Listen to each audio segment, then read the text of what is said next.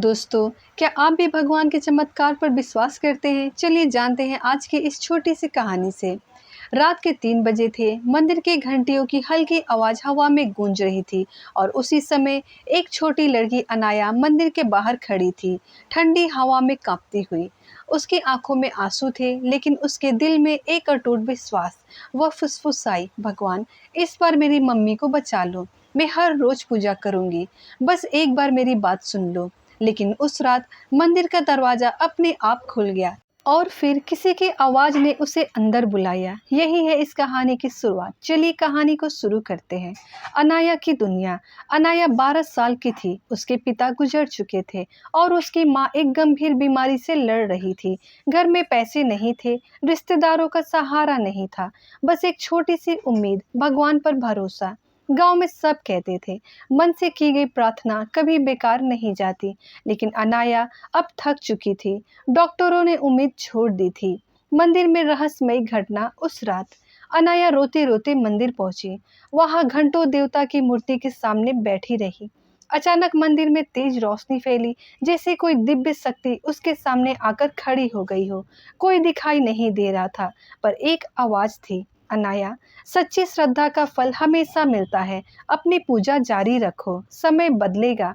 अनाया डर गई, लेकिन उस आवाज में इतनी शांति थी कि वह शांत हो गई। कहानी में मोड़ आया। अनाया की नई शुरुआत। उस दिन के बाद अनाया रोज मंदिर आती। फूल नहीं होते तो वह पेड़ से गिरे हुए फूल उठाकर चढ़ाती। घी नहीं होता तो पानी से दीपक जला देती। अगरबत्ती नहीं होती तो हाथों से ही प्रार्थना करती। लेकिन उसकी पूजा में सच्चाई थी, पवित्रता थी। फिर अचानक एक हुआ चमत्कार।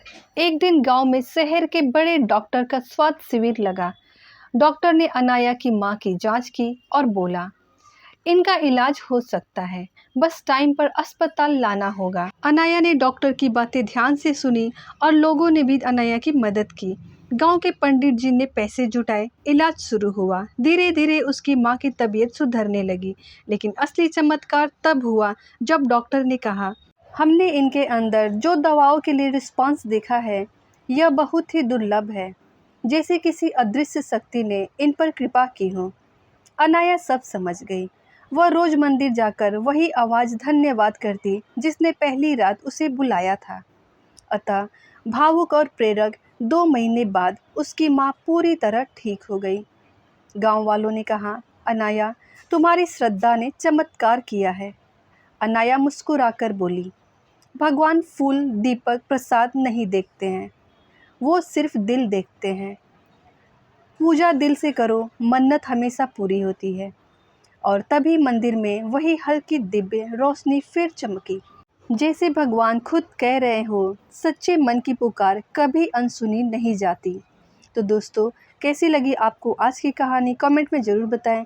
वीडियो अच्छी लगी हो तो लाइक करें, शेयर करें और साथ ही साथ चैनल पर नए हैं तो चैनल को सब्सक्राइब करना ना भूलें। धन्यवाद।